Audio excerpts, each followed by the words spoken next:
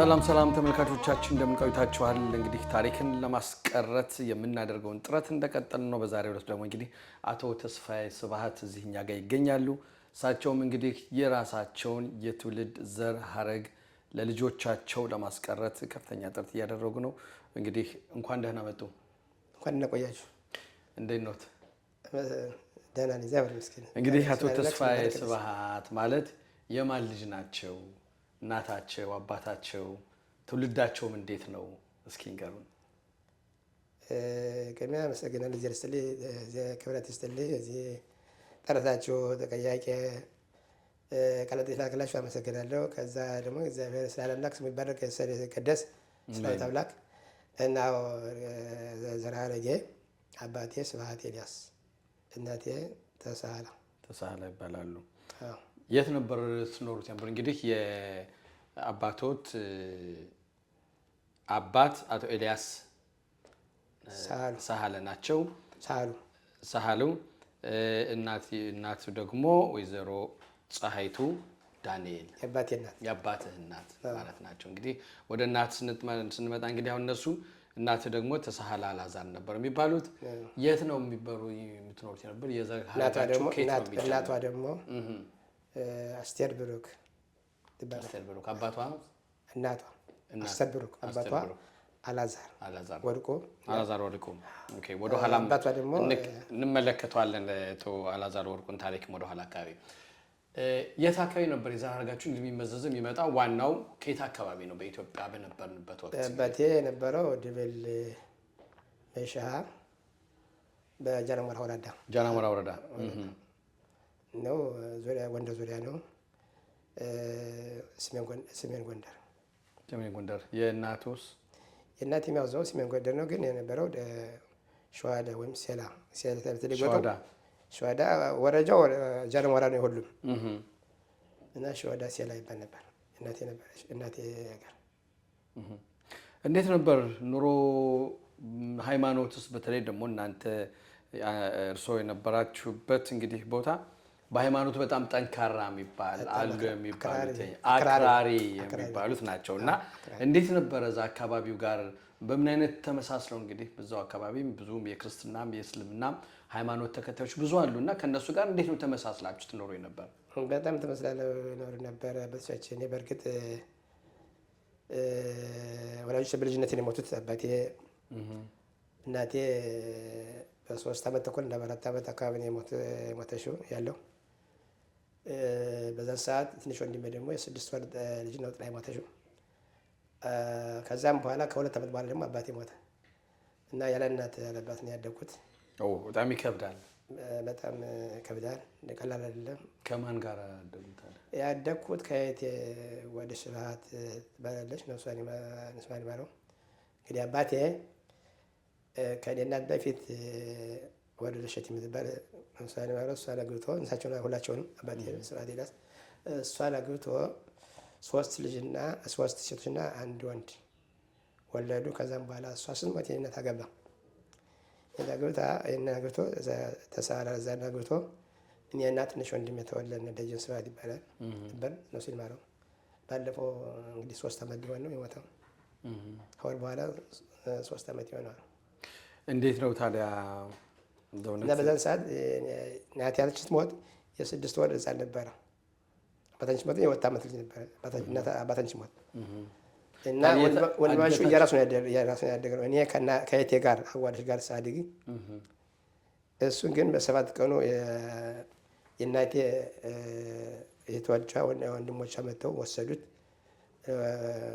ትላንቱ 2 ወንድማቾች አንድ ላይ አላደግንም፣ ተለጣጥለን ያደግነው። ስናድግ ከ12 ዓመት በኋላ 12 ዓመት ከሆነ በኋላ ግን እኔ ራሴ መፈለግ ጀመርኩ። የእናቴ ቤተሰቦች ማንም አላውቅም ነበር፣ መጥተው አልጠየቁኝ።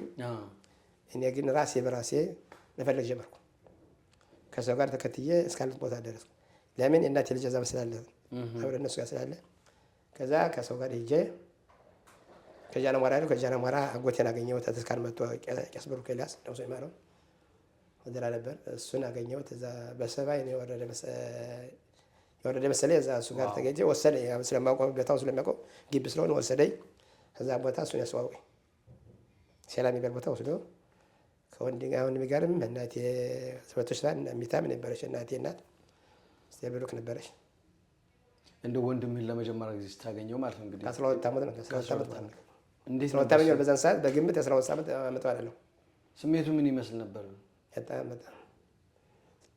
በጣም ተቃቅፎ መላቀስ ተቃቅፎ መላቀስ በጣም ስለተሰማን እንግዲህ እድሜ ልኬን 12 ዓመት እስከሚሆን በዛን ሰዓት እስከዛን ሰዓት ድረስ ማንም ይወስደ የለም። ማን ጋር ልሄድ እስከዚህ እንትን አለ እድሜው አይፈቅድም ነበር። ከዛም በኋላ ግን ራሴን በራሴ እየፈለኩ እየዳኩ ነው የሄድኩት እንጂ እናቴ ወገን ማንም ቤት አለ ሞተ ዳነ ያለ የለም ያን ሰዓት። ከዛ በኋላስ እንዴት ነበር ኑሮ? ከዛም በኋላ ግን እርግጥ ቦታውን ካወቅሁ በኋላ እየተመላለሱ ደግሞ ከዛ በኋላ እንደዛ ከተዋወቅኩት እናቴ ወገኖች ከተዋወቅኩ በኋላ ወደ ሱዳን ሄድኩ።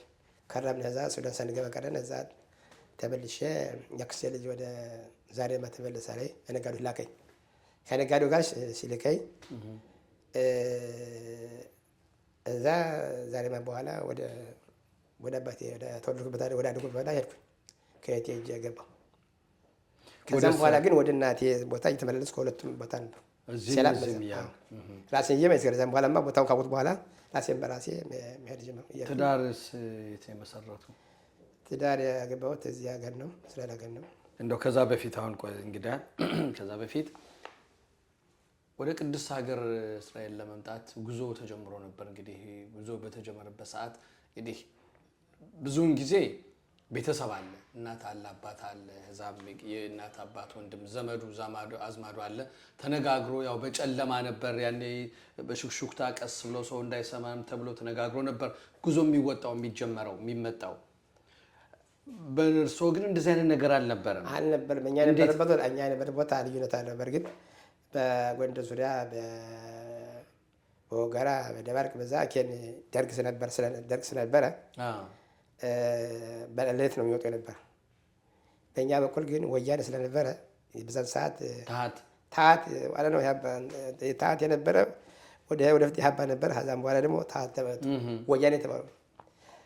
ታሀት ስለነበረ ወያኔ ስለነበሩ እኛ ችግር አልነበረም። በቀን ነው ሌፍ ሰጥናል። ሱዳን በለብስ እናይ ነበር የለብሰትናል። እንዲያውም አንዳንድ ቦታ ላይ ምንም ጥርጊያ እንደ አስፓልት ባይኖረው በአፈር በሌሊት ነው የሚነዱ ነበር መኪናውን። ለምን ቀን አየር ስለበደበደው የደርግ አየር ስለበደበደበው ቀን ከዛ ፍግር ያውሉታል። ኬንዳ ልብሰው ያ መኪና ከዛ ፍግር ኬንዳ ልብሰው እንዳይንባርቅና በአየር ያነቱ እንዳይመጣ በዛ መኪና እናንተ ተሳፍራችሁት እዛ የወስደውና ለተወሰነ ቦታ ለሁሉን የተወሰነ ቦታ ስንቅም እየሰጡ እንደ ውሃም እየሰጡ ወስደውናል። ባለውለታ ናቸዋ። ባለውለታ ነበሩ። ኋላ ግን የዛ ለጥፋ መልሰዋል ሱዳን ላይ። እሺ ከዛ ሱዳን ለምን ሱዳን እኛ እንዲህ አድርገን እየረዳን ዛንቀጣ እኛ በዛን ሰዓት እንዲያ ብዬ ዛሬማ ከተመለስኩ በኋላ ከአራት ዓመት በኋላ እንደገና ወስደን ከሱዳን ልኩ እንግዲህ እናት አባት የለኝም። ከአክስት አጎት ጋር መከተል ነው እንጂ እናት አባት የለም። ለዚህ አላደለኝም። እናት አባት ፍቅር አላደለኝም። አሁን እንዲሁ ሁለተኛ ከአጎስቶ ጋር ተካተል ሄቴም ደቀጥ በሁለተኛው ሄቴም ነበረች አጓደች። ከእነሱ ጋር ሱዳን ገባነ። ከ9 ወር በኋላ ምን ዜና ሰማነ በራዲዮ ከሱዳን እያለነ የእስራኤል መንግስት ለኢትዮጵያ መንግስቱ ኃይለማርያም መሳሪያ እና ጦር አሰልጣኝ በተለይ ኤርትራ ጦር አሰልጣኝና መሳሪያ ረዳሽ ለመንግስቱ ኃይለማርያም ሲባል ወያኔዎች ዛን ጊዜ ሲቪል ለብሰው ሱዳን ነበሩ። ያሰልጡ ነበር ወደ ኢትዮጵያ ልኮ ነበር ያሰልጡ ሲቪል ለብሰው ነበር። አሁን ከዛ ምን አሉ? እኛ የእነሱን ህዝብ በዚህ መኪና እየመጣን ውሃ እየሰጠን ስንቅ የለፍ እየሰጠን ፈልጉና እንዲገሩ ብለን ፈቃድ ሰጠን። እንዴት ለእኛ ጠላት መሳሪያና አሰልጣኞች ይሰራሉ ብለው ከሱዳን ተመሳጥረው እናንተ እንግዲህ ከእስራኤል ግን እንደምትመጡ ተናግራችሁ ነው የመጣችሁ። እነሱም ሲረዷችሁ ማለት ወደ እስራኤል ልንሄድ ብላችሁ ተናግራችሁ ተናግረን ፈለጋችሁ ዲሞክራት ሰጥተዋል፣ መብት ሰጥተዋል። ወደ ፈለጋቸው መሄዱ ብለው ሰጥተው ነበር። ኋላ ከሱዳን ከገባን በኋላ ግን እኛ ለነሱ ህዝብ ለእስራኤል እስራኤል ግን እየረዳን እንዴት ለጠላታችን መሰረና ጦር አሰልጣኝ ተሰጥተው በዚያ ምክንያት ተበቀሉብን። እንደ ሱዳን ጋር ተመሳጥረው ይሄ ህዝብማ ይሁዲ ነው ብለው የሱዳን መንግስት ደግሞ እንዳይገለን የቀድመ መንቀስ አድርጎናል። የቀድመ መንቀል ካወቀ በኋላም መረሻን አይችልም። መጨረሻ ላይ እንደገና ወደ ኢትዮጵያ ተመለሳችሁ። ከሱዳን እነሱ ምን ሆነው እንደ አስተርጓሚ ሆነው እያኑ እንዳስገባሚ በየካንዳው ዞረው ሱዳን ሌላ ቦታ ላጅል ሲቀየሩ ነው። አምራኩባ ያ ነበረ ሱፋ ነው። አምራኩባ ላጅል ተቀየሩ ብለው ሰው ሲመዘግቡ አሉ። እኔ ስራ ነው ወደድኩ። ስራ ሰምቼ ማታ ገባሁ። ጓደኞች እዛ ቀሩ። ስራ ቦታ ከመሽሮ ቀሩ። እኔ ተነስቼ መጣሁ። እዚህ ሀገር ወጣ ስላይ ነው እነሱ ቀሩ። እንዲያውም አንዱ ጓደኛ ምን አለኝ፣ ድንጫ በሸመትከውና ውሃ መሸከሙ ቀርቶብኝ ነው አሁን የምትሄደው አለ። እንጀራ ፈልጊያለሁ ልሄድ ነው ያልኩት። እዚህ 6 ሰዓት መንገድ የሆነ በእግሬ በረሃ መጥቼ ማታ ግባት የት ያጓደች ስገባ እሷን ባለው ቀን ሲመዘግቡ ብለዋል። ሱዳን እያንዳንዱ ፖሊስ በየክናው እየመጣ አወያ ተርጓሚ ወያኔ ዘግዘ እንትን ነው ሲቪል ለብሰው ነው ያለ እንዲህ እንትን የሆነ እንትን እና ያወጡ መለሷቸው ወደ ኢትዮጵያ። አሁን ሲመዘግቡ ብለው ማታ ነው እንግዲህ ማታ ግባት ላይ ነው ላጅን ቀየሩ ነው። እንደጋጣሚ እንጀራ ስታይ ሂቴስ ባላሳለ መንገድ እንደዋልኩ እንደነገርኩ 6 ሰዓት በላይ መንገድ መጥቼ እንደገባው ተኝና ምግብ ስታይ ባላሳለ መጣ አንድ ፖሊስ ሱዳን ሙስሊም ፖሊስና አንድ አስተርጓሚ እንግዲህ አስተርጓሚ ወያኖች ናቸው። አሁን ወጥ ነው እኔ አልሰማሁኝ አላወኩም። ምን ነው ያለው ጠይቀው ላጅን ቀይሮ አርማኮባ አሁን እንደጋጣሚ ይሄን ዱቄት ማለት እንደ ኢትዮጵያ እንትን መኪና አስፈጭታ ዱቄት ነበር 6-7 ኪሎ የሚሆን ዱቄት እዛል አሁን ዱቄት መያዝ ይችላል። እንኳን ዱቄት ጥሬ ቢሆን ያዘልኝ ያን አሰጎቢው አሁን ያችን 6-7 ኪሎ ዱቄት ይዘን በዛችን ነው ያችን እየበላን ነው እስከ ትግል ድንጋይ ድረስ ነው።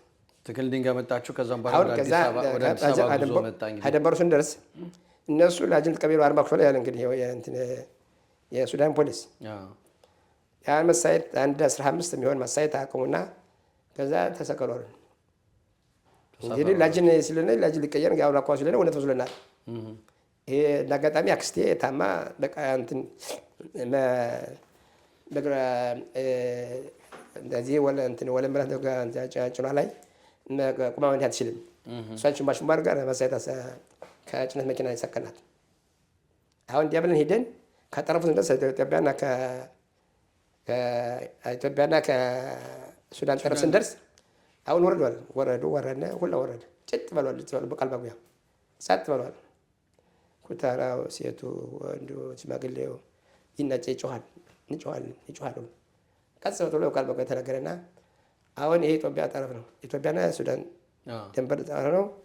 አንድ ሰው ወደ ሱዳን መለሰናል። ቀጥ ብላችሁ ወደ ኢትዮጵያ ግቡ ተባለ።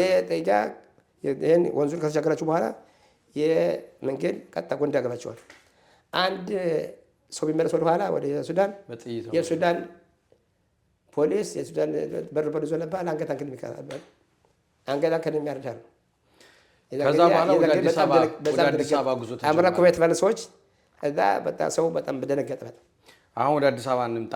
አዲስ አበባ ደረሳችሁ እንግዲህ ከብዙ ጊዜ በኋላ ነው እንግዲህ ወደ አዲስ አበባ መጣ። የአዲስ አበባ ጉዞ ተጀመረ። ከአንድ ዓመት በኋላ አዲስ አበባስ እንዴት ነው የሄድከው? እንዴት ነው የመጣው? አዲስ አበባ ጎቴ ነው ሲኒማሮ ተረቅ ያለ ዛር ከትክልኛ ደረሰ በኋላ ሰው ሰማ እና ከሱዳን የነበረ ሰው መጥቷል ሲባል ቤተሰቡን ፍለጋ ከኔ በኋላ ለካ የእናቴ ቤተሰቡን መጥተዋል። ለካ እኛ አላወኩም። እነሱ ሱዳን ያሉ እኛ ሱዳን ሳለ ግን አልነበሩም። እነሱ ገብተው ያለ ለካ እንትን ነው ከሰላ የሚባል ቦታ እዛ አሁን መጣና ተረቅ ያጎቴ ነው ሲኒማሮ ባለፈው 3 ዓመት የሞተ ነው ሲኒማሮ በጣም የረዳኝና የተባበረ ያጎቴ ነበረ ነው ሲኒማሮ። አሁን ከሱ መጣ ተገልደኝ መጣና ቢያይ እናቱም ወንድሞች እህቶች የሉም። አሁን እኔን ባለገ እንደጋጠመ የቱ ልጅ አገኘ እኔን ጠየቀኝ። አልመጡም ሱዳን አልኩት። እሱ ግን እንደመጡ አውቀዋል። ወደ ሱዳን እንደሄዱ አውቀዋል። እኔ ግን አላውቅም። እኔ ጥቻቸው ሄድኩ። እዛ ቦታ ነው ሴላ አሁን ሲነግረኝ እኔ ግራ ገባኝ። እኔ አልመጡም፣ አላገኘኋቸውም፣ የሉም ሱዳን እኛ ጋር አልነበሩም አልኩት። አሁን ከዛ እሱ በል የጎረቤቶች አሉ ከጎረቤቶች ጋር አብረን እንድትመጣ እኔ ያለኝ። እዚህ ጎረቤቶች የሄዱ ወደ ሱዳን የሄዱ እነሱ ጋር ሄድኩ። እሱ 2 ወር 3 ወር ተቀመጥ ነው ወደ አዲስ አበባ እሱ መጣ፣ እሷ መጣኝ፣ በሱ ወጭ መጣ አዲስ አበባ። እሺ ትዳር መቼ ነው የመሰረት? እኔ ትዳር የመሰረትኩት በ1997 አሁን አክስቴ የእድሜ ልበልጠጋ አክስት አለች፣ እናቴም አባት ሆና እሷ አስተዋወቀች። ዘመነሽ ኤልያስ ትባላለች። የእድሜ ስልም ከ100 ዓመት ኖር የእድሜ ባለጸጋ ናት። ከጣሊያን ሳይወርድ የ7 ዓመት ልጅ ነበረች። 98 ዓመት ይሆናታል እንግዲህ። እሷ ነው አስተዋወቀች። እሷ ነው አሁን ስንት ልጆች? 6 ልጆች አለኝ። ሁሉም ጤና ይስጣቸው። ያው ጤና ይስጣቸው። እሺ እንዳው አሁን ይህን ታሪክ እንግዲህ ታሪክ መቀመጥ አለበት ብሏልና ለምን አስፈለገ? በጣም አስፈላጊ ነው። በተለይ በአሁኑ ሰዓት የምታዩት ነው። ሁኔታው ስብስብ ነው። በተለይ በአሁኑ ሰዓት ታሪክን ማስቀመጥ ያስፈልጋል። ለእኛ ከኢትዮጵያ ተወልደን የመጣን ሰዎች፣ ትላልቆች፣ አዋቂዎች ከ4 ዓመት ከ5 ዓመት በላይ ሆነን የመጣን ምንነቱን እናውቃለን። የኢትዮጵያ ምንነት እናውቃለን። ስለዚህ ለተመጪው ትውልድ የሚሰማ ካለ የሚሰማ ልጅ ካለ ማስቀመጡ ታሪክ ማስቀመጡ ለመጪው ትውልድ ለእነዚህ ለአሁን ትውልድ ብቻ ሳይሆን ለመጪው ትውልድ እኛ ብቻችን ታሪክ ስላጠናን ለዚህ ደረስ ነው። እኛ ደግሞ ማስቀረት አለብን ለመጪው ትውልድ። እኛ እኮ የአባቶቻችን የአያት ቅማንቶችን ታሪክ ባናጣ ኖሮ ከዚህ በላይ እንደርስም ነበር። እኛ ደግሞ ለመጪው ትውልድ ቅርጽ ማስቀረት ያስፈልጋል። የሚታይ ኦሪት ነበረው። የሚታይ በሳህሉ የሚታይ አባት ሳህሉ ምንሳን ህገ ኦሪት ነበረው። ባይደንቅ ከ300 ዓመት በላይ ይሆናል። ከ6 ትውልድ በላይ ሆኗል። ከ300 ዓመት በላይ ይሆናል። ህገ ኦሪት አሁንም አለ። የት ነው ያለው? ደራ ቄስ ብሩክ ኤልያስ ጸሎት ቤት አለ። ልጅየው ደግሞ በእሱ ምትክ ቄስ መሆን ኤልያስ ወይም ደግሞ ሰው መሆን ቄስ ብሩክ ያየው። ይህ በጣም ትልቅ ታሪክ ነው እኮ ይሄ ቄስ መሆን ኤልያስ። የወንድም እሱ እንዴት ነው? ወንድምህም አለ እስካሁን አላወሳነውም። እሱ እንዴት ነው? እሱ ማመጣጡ እንግዲህ አብራችሁ ባንዳ ላይ ወንድሜ በእርግጥ እንግዲህ እኛ ልዩታችን ዘንደ በዛው ከሱዳን ከሰላም እኛ ከወጣን በኋላ እንግዲህ ከሰላ ያገቡት እናቴም የእናቴ ወገኖች እሚታየም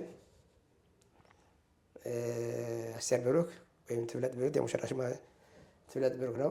የዓለም ስሟ ደግሞ አስቴር ብሩክ እና ወንድሜ ከእሷ ጋር እሚታይን ያሳደገችው እሚታይና በተለይ ከእናቴ 7 ቀን አባቴን ስጠኝ ብላ ወሰደችው ታክላ አዛር ትባላለች። ወንድሞቿ ጋር መጥተው እሷና ታክላ አዛርና አክስቴ እናቴ እህት እና ሜታችን አስቴር ብሩክ እነሱን ያሳደጉት። እስራኤል ሀገር ከመጣ በኋላ እሱ አሁን እዛ ገንዳ ከስላ ከገቡ በኋላ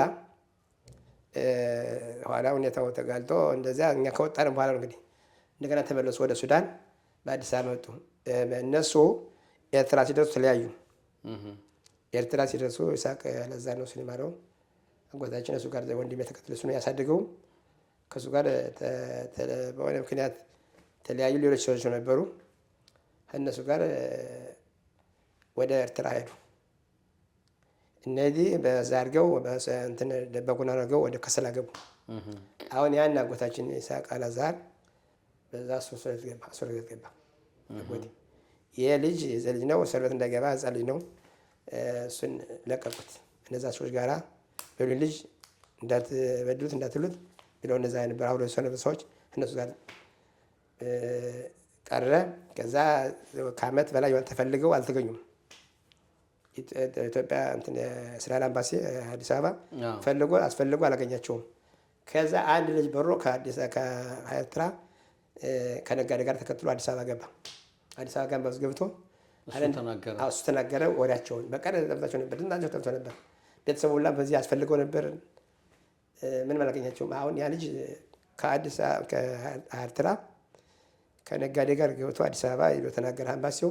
እነሱ እዛም በኋላ አቶ ዚምና ብርሃኔና አቶ አዲሱ ወዳጄ ኤርትራ ሄደው ከሻዕቢያ መንግስት ጋር ተደራድረው እንደምን ብለው ዘዴውን አላውቅም፣ እንደምን ብለው አመጣቸው።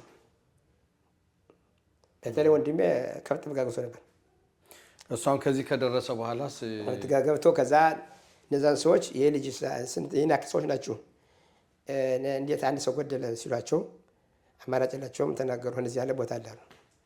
ለምክንያቱ ዘረዝራ አልፈልጉ መሰለኝ። አሁን እንደዚህ ያለ ቦታ ከብት በጋ ቦታ አለ ሌላው ሲናገሩ እንደዛ አቶ ዚምና እና አቶ አዲሱ ሄደው ካለበት ቦታ ሄደው ይሄ ሰውዬ ልጃችን ነው ስጠን፣ ክርስቲያን ስጠን አላቸው አሉት። እሱ ግን አይ ቀን ስጡኝና አንድ ቀን ስጡኝና ነገ መታችሁ ሰዱ አንድ ፍየል ሽጬ ልብሱ ላለ ሰው አላቸው። እነሱ ግን ተጠራጠሩት። ያሸሸዋልና ደብቀዋል ብለው አይ እኛ ልጃችን ነው ስጠን፣ አሁን እኛ እንነሳዋለን ብለው ተቀብለው ወሰዱት እና በእነሱ እዚያ ዕድሜ ነፍሳቸውን ይማረው። ትዳር መስርቶ ነበር አልመሰረትም። ምንም አልመሰረትም። እንግዲህ እሱ በህይወት የለም። አሁን በአደጋ ታሰበ አደጋ ሞተ። የእሱ ሞት እስካሁን ሳይሆን ጠጤት ያለው አንደኛ ያለ እናት ያለባት ተሰቃይተን አድገን፣ ሁለተኛ ዘር የለውም መጠሪያ የለውም፣ ሶስተኛ ደግሞ አመማቱ። ይህ እስከ ዕለት የሞት ድረስ አረሰው። እንግዲህ ነፍሱን ይማረው። ገንዘብ ወርስ ነበረው፣ ገንዘብ ነበረው ባንክ ያስቀመጠው። ያን በእርግጥ እናቴ የአባቴ ልጆች 3 ሴቶች አሉ። አንዱ ኢትዮጵያን የሞተ ኃይለ ስውር ነበር። እዛ ኢትዮጵያን የሞተው 3 ሴቶች የአባቴ ልጆች አሉ። እነሱን ይዤ እኔ ዋና ኃላፊ ሆኜ ውርስ ብንል ፍርድ ቤት ምን አለ የወላጆችን ሞተዋል አልኩኝ። ወላጆች ሞተዋል አልኩኝ። ሙታ ማስረጃ አምጣ፣ የሞቱበትን ትውዳ ትራምጣሉ። የለም አልኩኝ። እንዴት እናምንሃለን? በህይወት እንዳሉ ለገባ እንዳመተው ከቀሪ ጊዜ በኋላ መጥተው ቢከሱና እኛ አንጠያቂም አሉኝ። እዛ ምስክር አመጣለሁ አልኩኝ። ከ50 ዓመት በፊት እንግዲህ መታ አመጣለሁ ትውዳት ቢትር አልኩኝ። ኢትዮጵያ የሞቱት ልጅነታቸው የሞቱን አልኩኝ። አናምንም አልኩኝ። እዛ በወርድን ጠበቃ አቁሜ በጠበቃ አማካኝነት ምስክር አቀረቡ። በምስክር ሁኔታ ምስክሮች መስክረው በዛ ፍርድ ቤቱ ወሰን ሰጠን። በዛ በእርግጥ እኩል በኩል የተከፈለው ፍርድ ቤት የወሰነውን ተቀበለን። በዛ ተከፋፍለን ሴቶችም ተካፍለው ድርሻቸውን ከፋፍለው ሰጠን። ድርሻዬን ግን ያልበላም ብዬ የእሱን ገንዘብ እሱ እናቴ ልጅ ሞቶ የእሱን ገንዘብ እኔ አልበላም፣ አንጎራዬም አይወርድም። ለምን ማሟቱ ተዘቃይተን አድርገን ያለና ብዛ ያለባት ከዛ ደግሞ ልዘራ አልባ ሞቶ፣ ሶስተኛ ደግሞ አሟቱ ይሄ እንዴት እጀት ይወጣል በማለት በእሱ ስም ስፍራ ወሬት አጽፌ ከሚታችን አባት አባ ሳሉ ወሬት ጋር እንዲቀመጥ ብዬ ከመደራ ከተማ ከቄስ ብሩክ ያስጻፍከው ከቄስ ብሩክ ኤልያስ ቤትነት እንዲቀመጥ አድርጊያለሁ። ገባይ ብራይስጥ አጽፌ አመጣዋል። እዛ የተረፈውን ደግሞ ያው በወንድሜ ስም አድርጌ ስሙን አሳትሜ እዚህ ለቤተሰብ አካባቢያለሁ። መጽሐፍ ቅዱስ የጸሎት ሰበደረን ይህም ቆማሽ አለ። ይህንም ለቤተሰቡ አካባቢያለሁ። ዳዊትም ደግሞ አለ። ዳዊትን አለመጣሁም። ዳዊትም አለ። ዳዊት መዝሙረ ዳዊትም ያን አሳትሜ ቤተሰቡ ስሙን አጽፌ ትሞናውን በተለይ ፎቶግራፉን አስለጥፌ ለቤተሰቡ አከፋፍያለሁ እንጂ እኔ 5 ሳንቲም አልበላም። አንተ በቃ ወላጅ እንደው የወላጅን ሀሳብ ወላጆቻችሁ ቢኖሩ ነው በቃ እነሱ የሚያደርጉት ነው አንተ ያደረከው ማለት ነው? አዎ በትክክል። ለምን እንዴት እኔ ቆሜ እናቴ ልሞት ወይ እሱን ገንዘብ በላ አሁን አንኮራ ሊወድ አይችልም። በጫንቃይ ነው የሚሄደው። እንዲረሳም አልፈለግም። ለምን ዘር የለውማ። የእኔ እግዚአብሔር ስላለ አምላክ ስሙ ይባረክ ቀደስ ለዘላለም አውቅቶኛል። እሱ ግን ዘላለም ነው የሞተው። የታለ የእሱ ገንዘብ እኔ ጎረቤት ይወዳል አይወድም። ምን ታምር።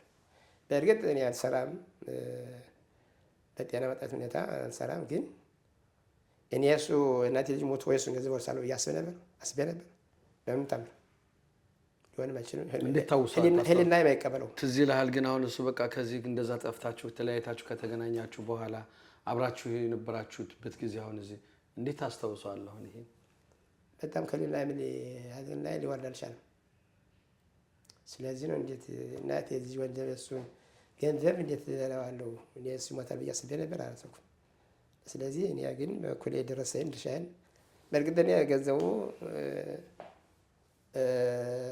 ለማይሰራ ሰው 10 ሳንቲም እኮ ሲጎል አውቶቡስ መሳፈር አትችልም አውቃለሁ። ግን እኔ እሱ ገንዘብ ወርሳለሁ ብዬ አላሰብኩም ነበር፣ ማንም አላሰብም። ስለዚህ እኔም ቀን አላውቀውም። እኛ እኮ ዛሬ ነው እንጂ ነገ አናውቅም።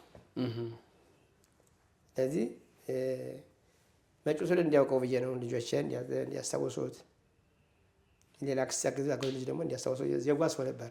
በተለይ ቤተሰብ ሲጠይቅ ሲሄድ ባዶ እጁን አይገባም ነበር። ምናምን ገዝቶ ቡናውን ምኑን ገዝቶ የሚገባ ነበር። ተሳቢ ነበር በጣም። መጽሐፍ ቅዱስ ገልጦ ይህንን ይምላል፣ መጽሐፍ ቅዱስ ወደት ይሄዳል እያለ ለሰዎች ያስረዳ ነበር። እሱ በህይወት ሲያነብ በነበው ነው አሁን ያሳቁልኝ። ይሄ እንዳይጠፋ ብዬ ነው። የእሱን ገንዘብ ከበላሁማ ስሙ ጠፋ። የራሱ ቅርስ ማለት ነው፣ ልጁ ማለት ነው። እና ደግሞ እዛ ደግሞ አባቴ እንትን አርዲት ነበረ። ያ አርዲት አድማጭሆ ሁለተኛ ስንመጣ አድማጭሆ ላይ የቀረው አባቴ 2 ነገሮች ተናዝሞቶ ነበር። ያን ራሴን ከቻልኩ በኋላ አንድ ሸማቃ ተበሬ የተወሰነ ዓመት ከሰራሁት ቦታ ላይ አሰራበት በኋላ ኋላ ወደ ሱዳን ስለኝ ሲጫው እጃለሁ። ያችን አዲት ግን ኮልኩዬ እጄ በረ ሱዳን ስንመለስ አድማጭሆ በረሃ ሽፍታ ቀምቶ አስቀረ። በዛን ሰዓት አለቀስኩ። የአባቴ ቅርጽ እንዴት ይወስድብኛል ብዬ ሳለቅስ አንድ ሰው በተለይ ለምለም ገዳ የሚባል ሰውዬ የሀገራችን ሰው ነው፣ ሲልባረው ሞቷል። እንዴት በዚህ አታልቅስ ሲቆጣኝ፣ ለምን ታልቅሳለህ? እኛ እንደዛ አነሳሁት ታውቃለህ አለኝ። አሁነት ነው። የዛን በኋላ ተጠናክሬ ራሴ በራሴ እንዲያስለኝ ሲቆጣኝና ሲመክረኝ ራሴ በራሴ አጥናንቼ እልቅሶዬን አቆምኩ እንጂ በጣም አልቅሼ ነበር። ሸማቋ ይቆረቆረኝ ሸጨዋለሁ። ለምን ጉዞም ያላልችልም መንገዱ እንትን ስለሆነ እንዴት ሸክማት ተሸክመ አልችልም። ያን አድርግ ግን ኮልያጃት ነበር። እዛ አድማጭሆ በረሃ ግን ሽፍታ ቀማኝ። ይሄ ይቆረቁረኛል። በዛ ምትክ ከእናቴ ልጅ ወንድሜ ቤት አዲት ያገኘው 72 ያም 72 ነው የነበረው። ይሄም ደግሞ 72 ነው። ይሄን ትንሽ ራሴን አጥናናኝ አጥናኛ ሆነ። ራሱ ቅርጽ ነው። ያን በሰው ነበር በብራና ነው አባቴ ለኔ ተናዘ የሞተው ብራና ነበር። ይሄ ግን ያው ራጊል ነው፣ በእንትን ነው በዳፍ ራጊል ነው። እዚህ ሀገር የተጻፈ ነው። እሱ ቤት አገኘው። በዛ መጥናና አንደኛ በእናቴ በሞቶ አጥናኔ፣ ሁለተኛ ደግሞ የአባቴያችን ቅርጽ ነው፣ የገላቀኛችን አባታችን ቅርጽ ነው ብዬ ምንም ያን በብራና ይሁን በእንትን በዳፍ ራጊል ሊሆን እንጂ ያው የአባታችን ቅርጽ ነው። ይሄን አርዲት ይሄ ነው አርዲት አባቴ አርዲት ያልከው ነው። ይሄ ነው አርዲቱ ይሄ ነው። ስለዚህ አሁን አንተ ቅርስ እያስቀረህ ነው? አዎ ለተወለደ ዘመድም ሆነ ለልጅም ሆነ ለክዛጉ ልጅ ታሪካችን በተለይ ኢትዮጵያ የመጣን የኢትዮጵያ ሃይማኖቱ ህጋቱ የምናውቅ አንርሳው። ትውልዱ አልተቀየም። ትውልዱ በዚህ የተወለደው እዚህ ሀገር እስራኤል ሀገር የተወለደው ትውልድ ይርሳውን እኛ እንዴት እንረሳዋለን? ሃይማኖትን በደንብ አድርገን ጠብቀን የመጣነ ሰዎች እንዴት ይረሳል? በተለይ ለትውልድ ማስቀረት ያስፈልጋል። ለምን ታሪክ እንዲያውቁ ታሪኩ በሙሉ ከእኛ ጋር አብሮ እንዳያልፍ ያስፈልጋል። እውነት ነው። የግድ ታሪክ ማስቀረት እጅግ በጣም አስፈላጊ ነው። ምክንያቱም ማንነታችን ነው መሄዳችን። ማንነቱን የመጣበትን የማያውቅ መሄድበትን አያውቅም የሚባል አባባል አለና በተቻለ መጠን ያህል ያሳለፍ ነው ይሄ ዛሬ አሁን አንተ ቁጭ ብለህ የምትነግረው የተረከን የነገርከን ነገር በሙሉ የተጻፈ አይደለም። የነበረውን የሆነው አሁን እንደዚህ ተቀርጾ አሉ ሳይሆን እኛ ራሳችን ያሳለፍነው እኛ ራሳችን ነገ ማልዳ ልጆች በደንብ ይህን ያገኙታል፣ ይማሩበታል። የነሱ ማንነታቸው ነው፣ ይኮሩበታል፣ ኩራታቸው ነውና እንደው እያጠቃለን ነው እንምጣ።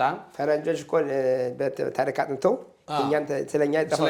እኛ እንዴት እኛ ራሳችን ያላደረግነው በዓሉ ራሳችን አሳልፈነው ታሪካችን ያላስታወሱ እኛ ባለ ታሪኮች ቁጭ ብለ ሌላ ሰው እንዴት መጥቶ በእኛ ይጽፋል? ይሄ ነው እንትን ማለት አለብንና እንደው ለመጨረሻ እንዴት ነው የሚባለው? መምቂያ የመጣበትን ያላወቀ የሄደበትን አያውቅም። የመጣበትን ያላወቀ የሚሄድበትን አያውቅም። እውነት ነው። እያጠቃለን ነው እንምጣና እንግዲህ አንድ ጊዜ ደግሞ ትንሽ የጤና እውከት አጋጥሞ ነበር። ባለፈው እንግዲህ በአልፓይም በሸባ ነው ጤና ኩላሊቴ ተጎድቶ በስኳር እና በደም ግፊት የተነሳ ከዛ ኩላሊት ተጎዳ ዲያሊዝ አሰርግ ነበር። ከዛ ህብረተሰቡ ውጭ ሀገር እርዳታ ወደ ውጭ ሀገር እንትን ኦፕሬሽን ለማድረግ $120,000 ያስፈልጋል አሉኝ። ከምን ላምጣ? ከዛ ህብረተሰቡ ቢተባበሩ እርዳታ ጠይቄ ነበር። በአሮጽ አርሾን ደግሞ በቴሌቪዥን እንደዚሁ ተጠይቆ ነበር። እዛ ጠይቄ ነበረ። ተወች ያረስታችሁ ያም ደግሞ በሱነታ ሁኔታ አማካኝነት በመርካዝ ክሊኒክ አማካኝነት ከዛ አሮጽ አርሾን እዛን ሰዓት አሮጽ አርሾን ነበረ። አሁን 11 ነው። እዛ ፈርሶም ነበረ። ከዛ ከፈረንጆቹ በቴሌቪዥን ያዩ ወደ 60,000 ሸቀል በአክመል አስገቡልኝ። ከኛ ህብረተሰብ ግን ያ ልማድ የለም። ያው በየሀገሩ አቁመህ በየከተማው አቅም ያለው ነው። ተባበሬ እዛ ሰዎችን ለማከቻ አብሬ ብዬ ወደ 60 ሰው በየከተማው አቆሜ ብዬ ለምኜ ነበር። ያናቸው ደውዬ ጠየኳቸው። ከ60 በላይ ሰዎች ይሻሉ ለማሰባሰብ ለ60 በላይ ሰዎች ተባበሬ ባካቸው ብዬ ለምኛቸው ነበር። ከዛ 40 ይሻሉኝ እንቆምልሃል እንተባበራ በየከተማው ብለው ይኖክላችሁ ቁማካችሁ ተባበሩ ውጭ ሀገር እንተዋላረግ እዚህ ተራው በዛ መቼ ነው የታረው ውጭ ሀገር ላካችሁ ብዬ ስኳሩና ደም ግፊቱ በጣም ጓዳይ ይስል 40 ይሻሉኝ። የነሱን ስም ወደ ራዲዮ አተለፉ በኋላ ኮርሰል እንትን ረካ በመሀሌት ስርጭት እዛ በቃቸው ያን ስማቸውን አተላለፉ። ከ40 20 ሰው እንትን በራዲዮ ዚያር ስለተባበሩ እነሱ ካተለፉ በኋላ 40 ይሻሉኝ። ከ20 ወደ 50,000 52,000 53,000 ተባበረው በአጠቃላይ ቢያንስ እንደው 120,000 116 እንደዛ ሆነ። በአጠቃላይ ግን ተመዘገበ እንትን በዛ እንትን ያን ሆነ ያን በአጠቃላይ 16,116 ሸቀል ሆነ። እኔ እንትን አስፈላጊ የነበረው $120,000 እንግዲህ ሰማይና ምድር ልዩነቱ። ከዛ ተሰርኩ እስራኤል አምላክ በቅርብ ጊዜ እዚህ እስራኤል ሀገር አንደኛ ገንዘብ የለም፣ ሁለተኛ ደግሞ አብሮ የሚሄድ የለም። ማንም እንደ ጋብሮ የሚሄደው ማንም ሄደው ይሄ ሁለት አንደኛ ገንዘብ፣ ሁለተኛ ሰው። ስለዚህ ወደ አንዱ አምላክ እስራኤል አምላክ ቆሜ ለመንኩ በለቅሶ በጩኸት። ከ4 ዓመት በኋላ እስራኤል አምላክ ሰማኝ፣ ጸሎቴን ሰማ። እንባዬን ደግሞ አየ። ከዛ አስተካከልኩ በኋላ 6 ወር በኋላ ያን ስለቴን ፈጸምኩ። ምን ነበር ገንዘቡ በሙሉ እንዳልበላው እየተስዬ ነበር። ከ4 ዓመት በኋላ ስላልነቅ ሰማ፣ ጸሎቴን ሰማ፣ እንባዬን አየ፣ ስለቴንም ሰማ። 4 ዓመት በኋላ በየሳምንት 3 ጊዜ ደረጃ ሰረ ነበር። ከ4 ዓመት በኋላ አስተላለኩኝ 6 ወር እንደሆነ ያን ስለቴን ፈጸምኩ። ስለት ነው በገበሬት ስለ አታሳል ከተሳልክም እንትናት አድርገው ፈጸሙ ይላል። ስለዚህ 6 ወር በኋላ ፈጸምኩ። ከዛ ግን በራዲዮ ስናገር የተባበሩን ሰዎች እና በየከተማው ከሰውቁም ሰው ፊት ቆመው የተባበሩኝ እጁን የለገሰው ህብረተሰቡ 10 ሸቄልም ሆነ 20 ሸቄልም ሆነ 1 ሸቄልም ቢሆን ለእኔ እርዳታ ነው። እንዴት ነው የሚባል 50 ሎሚ ለአንድ ሰው ከብዱ ለአንድ ሰው ሸክሙ ነው። ለ50 ሰው ጌጡ ነው እንደሚባለው ለእኔ 1 ሸቄልም ቢረዱ ተባበር እርዳታ ነው። እና ያን ስናገር ግን በራዲዮ ስናገር የተባበረ ሰው ትዳር ባለኳቸው ለምን ካሳለፍኩት ችግርና መከራ ሲቃይ መከራ የተነሳ ነው እንጂ እውነት ሌላ ነገር አይደለም። መሳከልች ይሄ እስከ ለተሞት ድረስ አይረሳኝም። ያንን ሰላም ገልቼ እስካሁን ድረስ ይቆረቆረኛል። እስከ ለተሞት ማረሰው ተባበሩን ሰው አንደኛ ቁሞ የተባበሩን ሰዎች፣ ሁለተኛ ደግሞ እጁ የለገሰውን እንደው ለመጨረሻ ለመሳነበቻ የሚሉን ነገር ካለ በልና በዚሁ እንሰነባበት። እንግዲህ በአባቶቻችን በተለይ በወርቁ ብዙ ስለምኖች አሉ። እንዲሁም አባቴ አባት በኤልያስ ብዙ ምሳሌዎችን የተናገሩታል። አሁን ለምሳሌ በኤልያስ ምን አለ?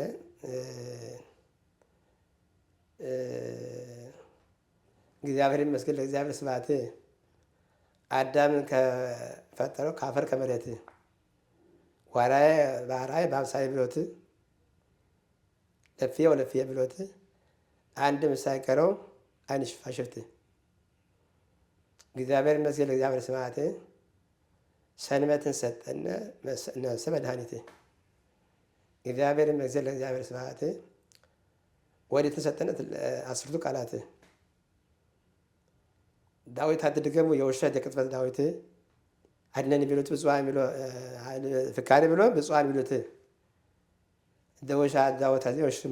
ዳዊት አድርገው ውሸት የቅጥፈት ዳዊት ሆኖ ይቀራል ያላውቅት በይት ያላውቅት ያሉ በክት እግዚአብሔር ይመስገን ለእግዚአብሔር ስብሐት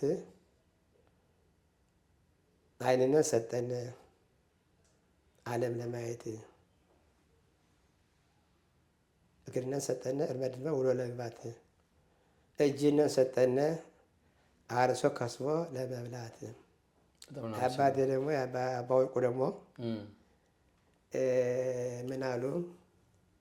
ከጣጥፍና ከላይ ታሽልና የሞትኩ እንደሆን ወዳጅ አፍ መጠየቅ አይቀር ምን ልመልስ ሲሆን ከባባድ ቃናቶች ናቸው። ልብሴን አጥቤ በዚያን አጥቤ በዳመና ያሰብኩት ሆነ መና ከዛ ላይ ያለሽ ጣራ ዘሬ ሁናነሽ አለ ጦማደሬ ማን አሳያት ጥበቡን ገላፈሩ ነውን ብሎ ገጠመ። እንደገና ጣሊያን ደግሞ ጣሊያን ኢትዮጵያን ሲወርድ መጀመሪያው ጊዜ በመጀመሪያው ማንኛውም በመጀመሪያው በኢትዮጵያ ሕዝብ በአድዋ ሲመጣ በካሴ በጦር በጎራዴ መለሰው በጸሎት። በሁለተኛው ሲመጣ ግን ያው ከመላ ነው ወረረ ኢትዮጵያ። ምን አሉ? ከሀበሻ ጸሎት ፈረንጆች በለጡ። ከ40 ዓመት በኋላ ክንፍ አውጥተው መጡ። አየሩን እንግዲህ አየሩ መጀመሪያ ጊዜ እኔ ከዘገየሁ እኔ ከተወለድኩ እምብዛም ዘገየሁ። ከሰማይ ዝቅ ብሎ ከምድር ከፍ ብሎ ሰው ሲሄድ እያየሁ የኢየሩሳሌም ነጋዴ ጣለበታል ወንበዴ ለገንዘቡ ማን ባዘነ እናን ነፍሱን ባዳነ። እኔም ባለቤቴ አይናቸው ገርማቸው ነው። እኔም ባለቤቴ ወታደሮኛለሁ በመቼ በነጋ እምላባታለሁ። ተጠንቀቅ ጌታዬ፣ ወደ አንተ መጡብህ፣ ከሰማይ ላይ ወጥተው መንገድ አበጁብህ። በሰማይ ላይ መጥተው መንገድ አበጁብህ። ተጠንቀቅ ጌታዬ። አሁን እኮ የላክልኝን እየፈለኩትኝ ለማንበብ ብዬ በእውነት አሁን ትንሽ አላገኘሁትም። ብቻ እነዚህን ነገሮችን ወደፊቱ እናስገባቸዋለን። አሁን ጉዞ ስለምን እና ምሳሌ ተነግረዋል። ነገሬ ስሜን አገሬ ላስታ እኔን ክምብል ያድርገኝ፣ አገሬ በለሳ እኔን ክምብል ያድርገኝ፣ አገሬ ጠለምት እኔን ክምብል ያድርገኝ፣ እንግዲህ አላብብ አላፈራ አልገኝ። አባቴ ስብሐት ኤልያስ በአዋቂው በአካባቢው ታዋቂ ሰው ነበር። ዋስጠበቃ ቋሚ፣ ዘመዱ ለቤተሰቡ ተቆርቋሪ፣ ደፋር፣ ዳተኛ፣ አስተዋይ፣ ርቆ አሳቢ ሰው ነበር። ዋስጠበቃ እንኳን ላገዛ ቤተሰቡ ይቅርና ለሌላው የተሰረዘ ለይሁዲ ለሆነ ለክርስቲያን ሆነ ለእስላም ዋስጠበቃ ይቆም ነበር። ላመነባቸው ሰዎች ዋስጠበቃ ይቆም ነበር። ትልቅ ቤት ነበረው። ከዛ ጀርባ ቤት ነበረው። ህድሞ ነበረው። ደብርና ምድር። ህድሞ ማለት ደብርና ምድር ነው። ደብር ታች ደብር ምድር ታችኛው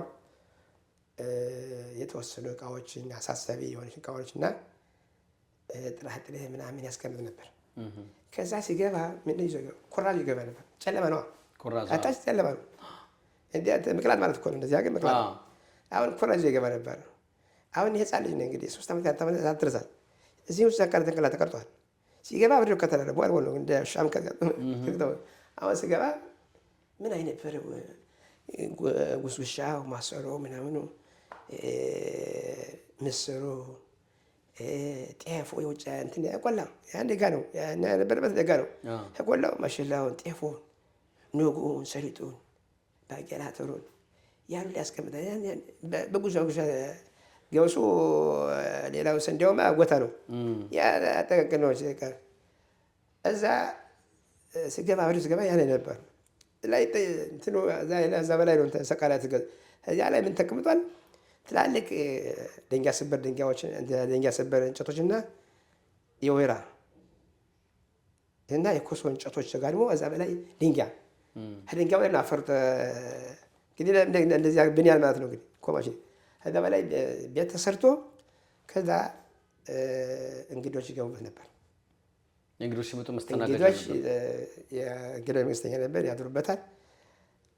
ቤተሰብ በተለይ ቤተሰቦች ደግሞ እዛ ያስቀመጣቸው ነበር። በተለይ በሽታ በአካባቢ በሽታ ሲገባ የኛም ቦታ ያን በሽታውን ፈርተው ከዛ ያስጠጋቸው ነበር። ከዛ እንዳስቀመጣቸውና ቀናቸው እንዳሳለፉ በሽታ እስከሚያልፍ በሽታው ወራጅ በሽታ እስከሚያልፍ ድረስ ወይም ደግሞ ችግራቸውን በችግርም ሆነ በበሽታም ሆነ ማንኛውም ችግር ከዛ ሲያስናገቸው እንደነበረና እንደ ተጠግተው እንደነበሩ እንዲያስቀምጣቸው እንደነበረ የሚያሳየው ምን አይነት የሰው መስተፋቅር ቢኖረው ነው። ሰውም አቶ ስብሐት ነበር እና ይህን ደግሞ የተረዳተው ነገር እንጂ እንኳን ይህን ታሪክ ለማጥናት ራሱንም አላውቀውም። አባቴንም በትንሽ ከእናቴ አባቴ በደንብ አድርጌ ትንሽ አውቀዋለሁ። እናቴን ግን ህልም ነው መስሎ ይታያል በሆነ ሰዓት እንደምን ይመስታኝ። አባቴን ግን አሁን እንዳልኩ እንትኖ ሀድሞ ሲገባ ቀብሮ ሲገባ ነበር። ሰውናቸውን ፎታቸውን ባይኑ አገኝ ኖሮ የትም አለ እንደው ውጭ ሀገር ማለ ቢለኝ ከየትም በጣም እጄ እንደምንም አፈሩንም ምድሩንም ጨር እና ከዚህ ያለ ቦታ ቢሉ ያዳ እጄ ለማጣት ፍላጎት ነበረ። ግን እናገኛለን ከላይ ቢል ለታች ቢል አላገኘሁም። ይሄ ግን ይቆረቆረኛል። ቁናቸውን ባገኘው በደንብ አድርጌ በትልቁ አድርጌ መጽናኛ ይሆን ነበር። በደንብ አድርጌ ገጭ ላስቀምጠው ነበር እስከ ሞቴ ድረስ እነሱ እያስታወሱ ሞት ነበር። በተለይ አዴት እና ሸማቃ አባቴ ሲሞት 2 ነገር ተላዟል። አዴትና ሸማቃ ሌሎች እንዳይከፈሉት። ለዛ ነው አሁን ሁልጊዜ ቅድም ስንመጣ ምችን ስትሄዱ እያነበብካት ነው የምትሄዱ። የማነበው እኮ ዳዊት ነው በዕብራይስጥ ነው፣ ግን ይህን አነበዋለሁ እነዚህ በባለትም ሆነ በሰንበትም ሆነ አነበዋለሁ። አሁን ምንታና ዝሞት አባቴ ሲሞት አርዲትና ሸማቃ ይሄ አክል እንዳይገቡ ለማድረግ ያበቃው እንደሆነ ተስፋዬ ብሎ ተናዘሙታል። ያን በቄስ ምህረት ሊያስመካኝነት እሱ አልከፈልም አባትየው እንዲሁ ተናዘሙታል። አይከፈልም ብሎ አስቀመጠልኝ። አልተከፈልም። ከዛ አርዴቱን ሸማቃውን ሆነ ተሰራበት በኋላ ሽጬ መጥቻለሁ። ይሄ አርዴት ግን እሱ አርማጭሆ በረሃ ላይ ይቆረቆረኛል። በተለይ ደግሞ የአባቴን ትሙና ካገኘሁት ቁጥር ነበር ያን አርዴት የማጽናኛ ሆነ። ይሄ ቢያንስ ትንሽ አጽናናኝ። ስለ ወንድሜ ሞትም ስለ አባቴ ታሪክ ምን አይነት እውቀትና ብልሃት ጠርጣራ ጎበዝ አተወዲያ አንድ ነገር ማስታወሰው በኋላ ጋር ላይ ያለው ምን ነበር ለወንድሞቹ ወለማንኛው የወንድ ልጅ መሞቻው ያረገውን የነሳለት የዚህ ጋር ተቀርቷል። ለምን ማልዳ በወጣበት በሄደበት መንገድ ማታ አይመለስም ነበር። አይመለስም ነበር መንገድ በሌላ መንገድ ለምን እንኳን ራሱ ሌሎች ለሚሰማው ያዚን ያለው የወንድ ልጅ መሞቻው ያረገውን የረሳለት አንድ ሁለት እንተ ሰረሰሩማ አንዳንድ ሰዎች የልም ግመት ያለ ፍላጎት ሲሰሩ ሲያይ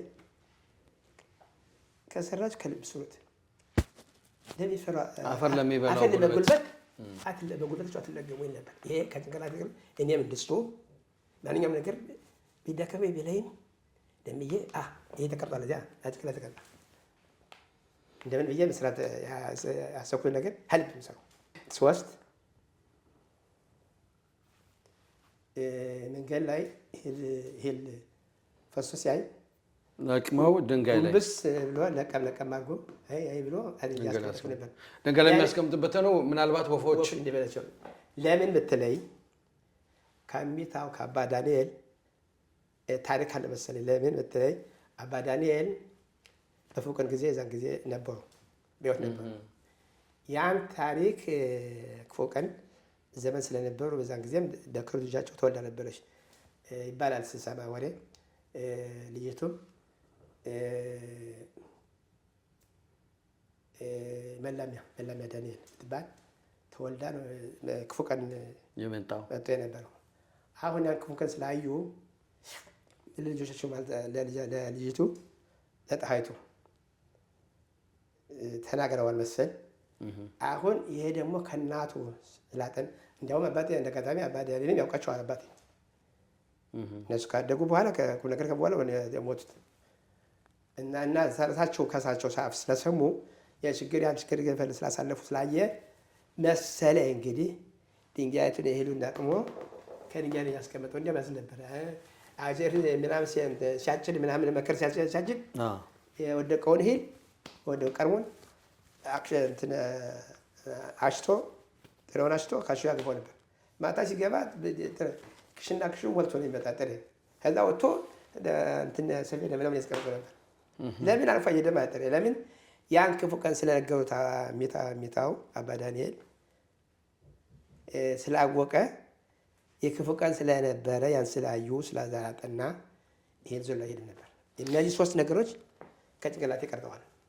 ይሄን ታዲያ እንዴት ለትውልድ አለማስተላለፍ የታሪክ ተወቃሽ ከመሆን ያድናል። ስለ ትክክል አሁን በእናቴ ተሳላ አባቴ አባ ስብሐት ሶስት ነገሮች የተቀረጡ ነገሮች አሉ።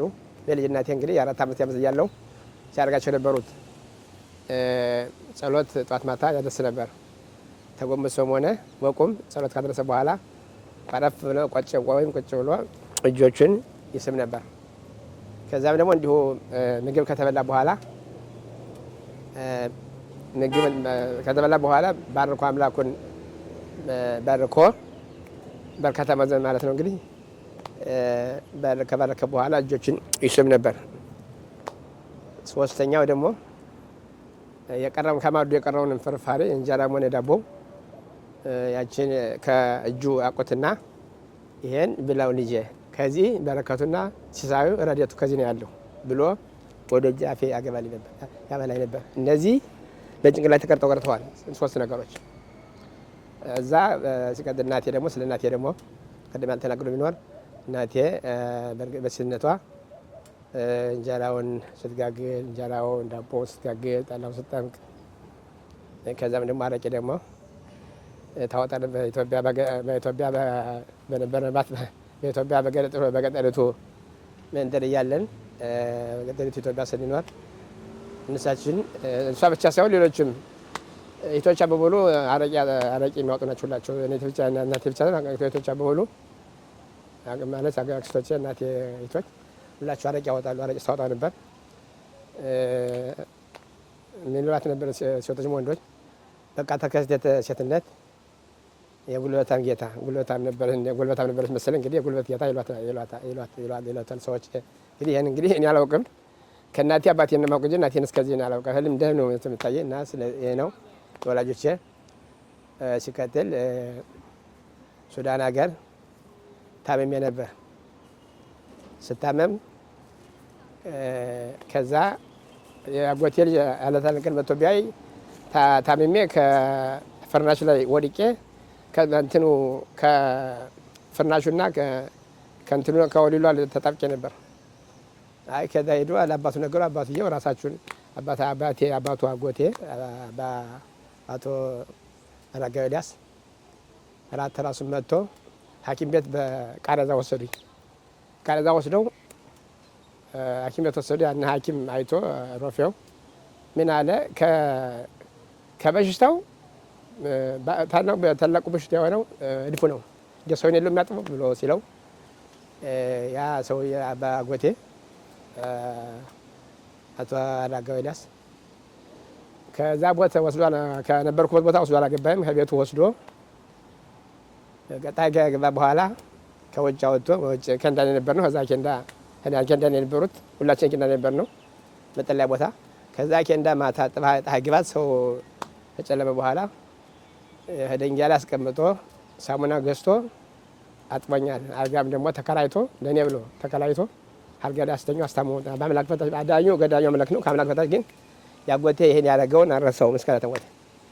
አምላክ ተሻድኖኛል። ከቤተሰብ ተጨምሬ ቤተሰብ ነው ሰጣይንሳ ልጆች አሉት፣ በርከት ያሉ ልጆች አሉት። እዛ በላይ ደግሞ ከቤተሰብ ተጨምሬ አምላክ ፈታች አድኖኛል። ይሄ አይረሳይም። ሶስተኛ ደግሞ አቶ ታረቀ ያላዛር ነው እሱን ይማሩ። ባለፈው 3 ዓመት ነው የሞተው። አጎታችን የኢትዮጵያ ኤርትራ እስረት ከገባ በኋላ በ1996 የእናቴ ወንድሜ ደጀን ከመጣ በኋላ ስላልገባ በኋላ ከ3 ዓመት በኋላ እዛ የነበሩት ሰዎች ነገሩት። አድራሻውን እስር ቤት የተገባት አስጠይቆ እዚህ የነበሩ ሰዎች ጠይቆ ደጀን ጋር የነበሩትን ሰዎች ጠይቆ አዲስ አበባ ሰው ተከራይቶ ራይቴ ተከራይቶ 3 ብር ቤቷ ብር በከፍሎ ኤርትራ ሄደ። በዛን ሰዓት ኢትዮጵያና ኤርትራ ጦርነት ነበር። በዛ ጦርነት እርሳሱና በዚህ በጎን በጆሮና በጆሮ እየሄደ ኤርትራ ደረስኩ። በዛ በራይቴ ጋር ከዛ እስር ቤት ግን ሲጠይቅ ወንድም ሞቷል ብለው ሲነግሩት በጣም አዝኖ ከዛ ተመልሶ መጥቶ ለቤተሰቡ አስረድቷል። ለእኔም ደግሞ ብዙ እርዳታ አድርጎልኛል። ኒተዋ ካረኩ ግን ኒተዋ ሳረገ እዚህ ስራ ሀገር 4 ዓመት በኋላ እዚያ በኋላ ሌቱን በሙሉ እኔ ከኒተዋ እስከምወጣ ድረስ ሞቶ ነው ወይስ በህይወቱ ነው የሚወጣው በዚያ ኒተዋ ብሎ ጠብቆ እስከምወጣ ድረስ ጠብቆ በህይወት መውጣትን ካየ በኋላ እዛም በኋላ ሌቱን በሙሉ አብረህ ጋር አድሮ በህይወት ስወጣ ሲያይ እኔን አይቶ ወደ ቤት ሄዱ። ቁጭ ብሎ ያደሩ ብዙ ገለት አድርጎልኛል። እሱ በጣም ስም አይቀበልም። ስም ከስም መቃብር ላይ ትኖራለህ እንደሚባለው ስም አይረሳም። መልካም ስራው ሌላ ሚላም ነው አግኝቷል። ያጎቱ ልጅ ደግሞ ከኢትዮጵያ የቀረሽ አጎቱን ለወንድሞቿ ቢሉ እሱ አስጠበቃውን አመጥቷታል። ዓርብ አባቴ ወንዝ ወርዶ በስብሐት ወንዝ ወርዶ ይታጠብ ነበር። ሻባት ሊገባውን ዓርብ ሻባት ከመግባቱ በፊት ወርዶ ይታጠብ ነበር። አሁን እኔም አብሬ ወስዶ ነበር። አሁን ስንወርድ ወንዙ ወታች ነው፣ ቆልቁለት ነው። ወርቆት ወርዶ የምንታጠበው አሁን ከዛ ወደ በንወርድበት መንገድ ተልባ ዘርቶ ነበረ። ወራቱ ሐምሌና ነሐሴ ነው። ከዛ ወሱ ሳምንት የሚሆነውን ተልባ ዘርቶ ነቅሏል። አሁን ከዛ በላይ እሱ ገጥሞ ያለው ደንበሩ ክርስቲያን ነው። ከዛ በላይ ጎረቤታችን ነው። ያ ክርስቲያን ዘልቅጥሩ ነው ይባላል። አሁን እሱ ከሱ በላይ ያለው ዘልቅጥሩ ነው። የኔ አባቴ ታች ነው፣ እሱ በላይ ነው። አሁን ያ ክርስቲያን ያን ቀን ዓርብን ቀን እኛ ከመወረዳችን በፊት ወደ ልታጠብ ከመወረዳችን በፊት ያን ምስር ዘርቶ ሾሩን ወርዶ ተልቦ ነቅሎታል። ያን አርሶ ሄዷል። ያ ክርስቲያን የለም በዛን ሰዓት። አሁን ብንወርድ ነቅሎ ታየው አባቴ።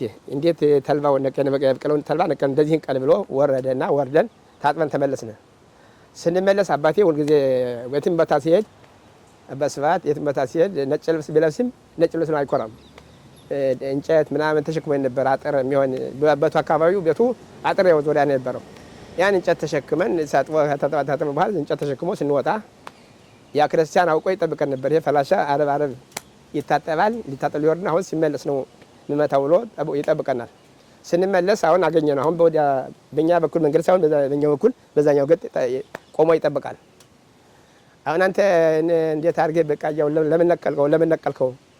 እንዲህ አድርገህ ተነቅለዋል። በቃያው እንደዛ በቀለው ተልባ ዛሬ ስታርሱለህ እንዲህ አድርገህ ለምን ነቀልከው ሲለው ፈላሻ ከለ ምን ታደርጋለህ? አንተ አትናገርም ልጄ ወርዳ ሊበቃህ አለው። ወርዳ ሊበቃህ ልጄ ሲለው ልጄው ደግሞ ወርዳ ሊባል ሽፍታ ነው። በአገሩ አካባቢ የታወቀ ሽፍታ ነው። አሁን የሚፈራ መስሎታል።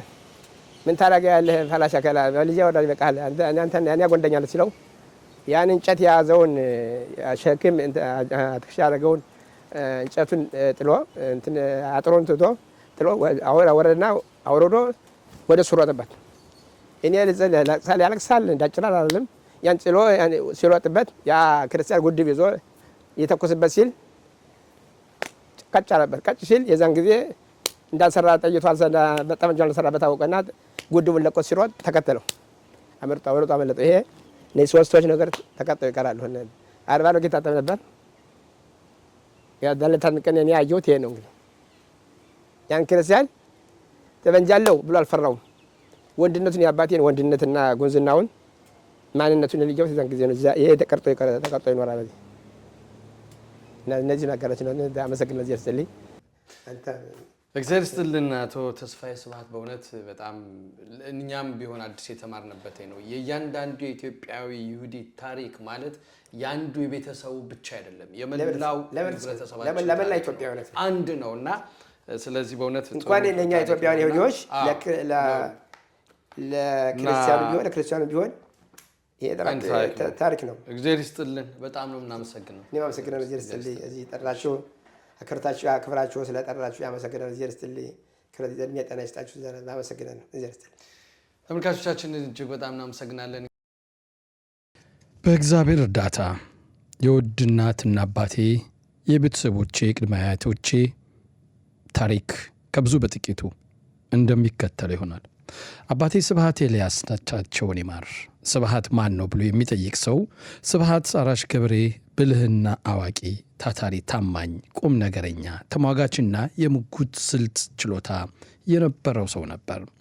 ዋስጠበቃ የሚቆም ለይሁዲም ሆነ ለሌላ እምነት ተከታይ በአካባቢው ለነበሩት ማህበረሰብ በሙሉ ታዋቂነትን ያተረፈና ደፋር ሰው እንደነበር፣ በአንደበቱ የማይኮራና ኩራት የማይሰማው ለሰው ቁም ነገር ይህን ውለታ ሰራው የማይል የሰው መስተፋቅር ያደረበት ሰውና ሰውን የሚያከብር ለሰው ልጅ አዛኝ፣ ለተቸገረ የሚረዳና የተጣላ ሰው የሚያስታርቅና አርቆ የሚያስብ ሰው ነበር። ቤቱ ወይም አዳራሹ ትልቅና ባለ 4 ወጋግራ ቤት ሲሆን ሌላም ተጨማሪ ደረባ ቤት ነበረው።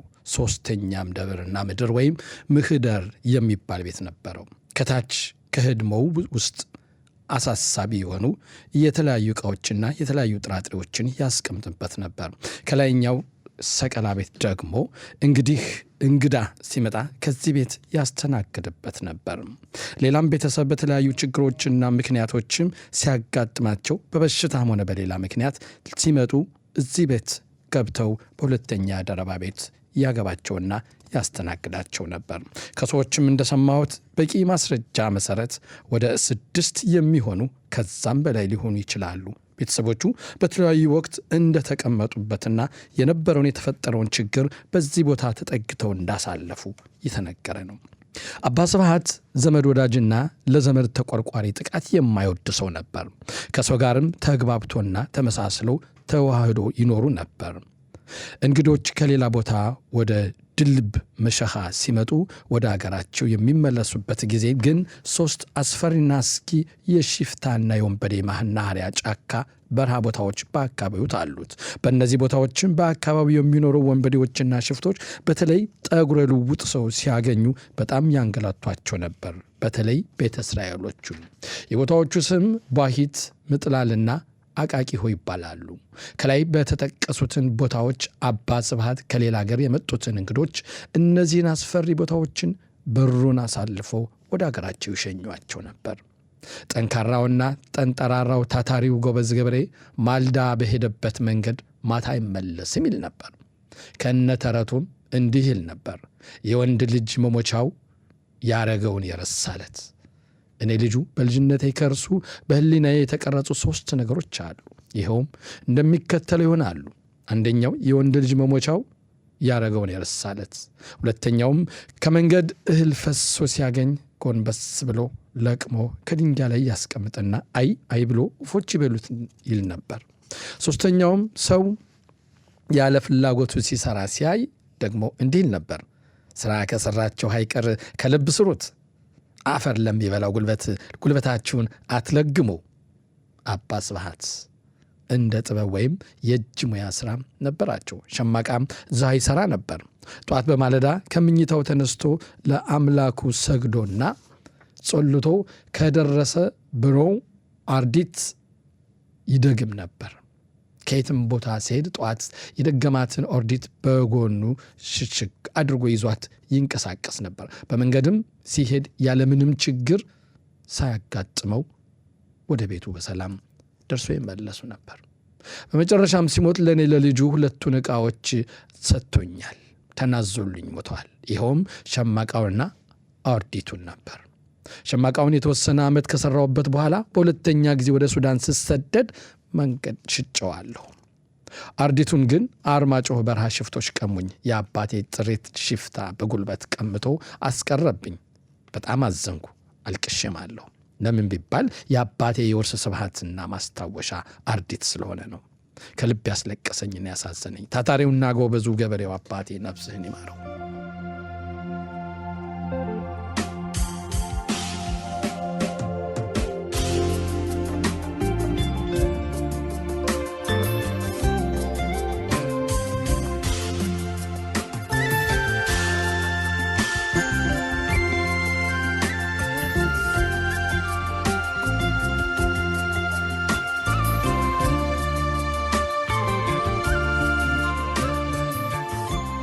እንዲሁም ለእናቴ ሳህላ ላዛር ቤተስነቷ እንጀራውንም ዳቦውንም ስትጋግረው ጠላውንም ስትጠምቀው አረቂውንም አረቂ ታወጣ ነበር። ጎበዝ ሴት እንደነበረች ነው የሚነገርላት።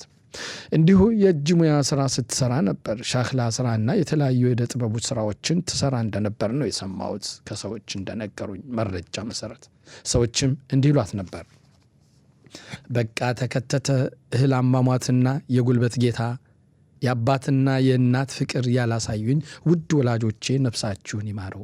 በሰማይ ደጅ የእስራኤል አምላክ ከገነቱ ያኖራችሁ፣ መንግሥተ ሰማያትንም ያወርሳችሁ። አሜን አሜን አሜን። ሲሞቱ ለሞቱት በሙሉ ነፍሳቸው ይማር። በአገረ ቅድስት ጽዮን ኢየሩሳሌም የእስራኤል አምላክ ሰላሙን ያምጣልና ያውርድልን። ሕዝቡም ላይ ፍቅረ ሰላሙን ያውርድልን። በሕይወት ያለነውን በሙሉ ደግሞ ዕድሜና ጤና ይስጠን። አሜን። ተስፋዬ ስብሐት። አባ ወርቁ ቢጫ ነፍስ ይማር። የአባ ወርቁ ታሪክና ምሳሌ አባባል ነፍሴን ስጋዬ በደለቻት አምጭና እንብላ እያለቻት ኋላ ላታወጣ መድን ከላይኛው አገር እኔም አለቤቴ ወታደር ሁኛለሁ በነጋ በመሸ እመራበታለሁ። ላታወጣ አመድን ከላይኛው አገር እኔም ለቤቴ ወታደር ሁኛለሁ። በነጋ በመሸ እመራበታለሁ። ከ12ቱ አካላቴ ለካይኔ ኖሯል ጉልበቴ። ልጆቼም ቸለል አሉኝ የሚበጅ ሥራ ብትስራልኝ ምን ነው? ወሻሽና ቀጣጥፍና ከላይ ታችልና የሞትኩኝ እንደሆን አፍ መጠየቅ አይቀር ወዳጅ ምን መልስ ይሆን?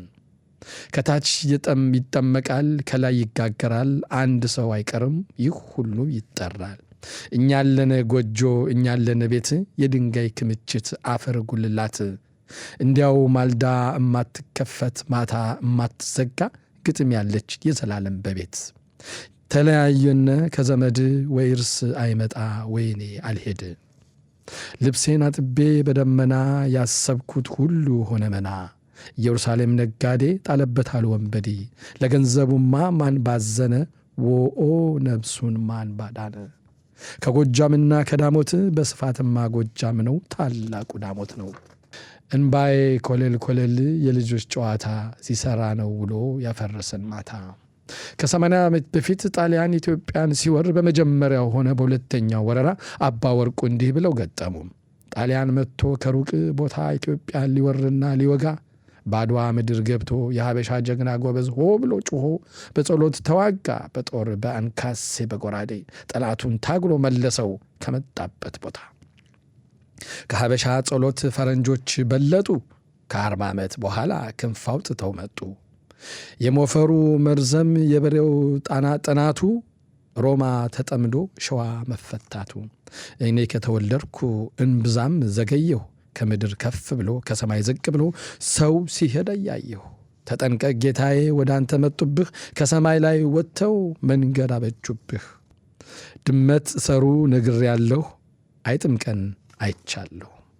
አባ ወርቁ ብቻ ተመስገን ነው እንጂ አላማርርህም ይባስ ታመጣለህ ላንተ አይቸገርም።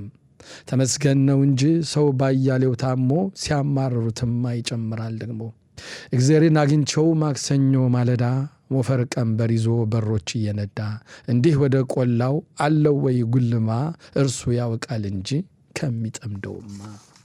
አቶ የኋላው ሄኖክ የነቤ ኢያሴ ወርቁ ልጅና እኔ ተስፋዬ ስብሐት ተሳሃላ ላዛር ወርቁ ልጅ ነን። ይህንን ታሪክ ከዘመድ አዝማድ እያሰባሰብ ነው የጻፍኩት። እኔ ተስፋዬ ስብሐት ነኝ። የአባ ኤልያስ ሳህሉ ነፍስ ይማር ታሪክና ምሳሌ አባባል በእግዚአብሔር ይመስገን ለእግዚአብሔርም ስብሐት አዳምን ፈጠረው ከአፈር ከመሬት አራያ በአምሳሌ ብሎት ኦፍ ብሎ እስትንፋስም ነፍስ አገባናት። ላፍዬ ወፍዬ ብሎት ለፍዬ ወለፍዬ ብሎት አድሞ ሳይቀረው አይን ሽፋሽፍት። እግዚአብሔር ይመስገን ለእግዚአብሔር ስብሐት ሰንበትን ሰጠነ ነፍስ መድኃኒት። እግዚአብሔር ይመስገን ለእግዚአብሔር ስብሐት ኦሪትን ሰጠነ 10ቱ ቃላት። እግዚአብሔር ይመስገን እግዚአብሔር ስብሐት ዳዊትን ሰጠነ ቅኔና ጸሎት። እየተጸጸቱ ዳዊት ቢደግሙት ፍካሬ ብሎ አድህነኒ ቢሉት አምላኬ ብሎ በጻኑ ቢሉት ዳዊት አትድገሙ የውሸት የቅንፈት የስርቆት ዳዊት ሆኖ ይቀራል። የአራዊት በክት ብየ መንገዱ የሚሸት። እግዚአብሔር ይመስገን ለእግዚአብሔር ስብሐት አይናችን ሰጠነ ፀሐይና ብርሃን ዓለም ለማየቱ። ልባችን ሰጠነ ሃይምሮና እውቀቱ ምግባር ለመስራት አገራችን ሰጠነ። እርምድ እርምድ ብሎ ወሎ ለመግባት እጃችን ሰጠነ አርሶ አፍሶ ከስቦ ለመብላት። እግርን ውደዱት እግር ባሪያ ነው በተውሶ እግር የሚሄድ ማን ነው? አትንገር ብሎ መንገር ሆድ ያልቻለውን ነገር። ይህን ታሪክ ያሰባሰብኩት ከአክስቴ ከወይዘሮ ወይም ከእሙሃይ ዘሙነሽ ኤልያስና ከአቶ አስማረ ፀሐዬ የአክስቴ ደስታ ኤልያስ ልጅ ነው የጻፍኩት። እኔ ተስፋዬ ስብሐት ኤልያስ ነኝ። ላሉት ዕድሜና ጤና ይስጥልን፣ ለሞቱት ነፍሳቸውን ይማር።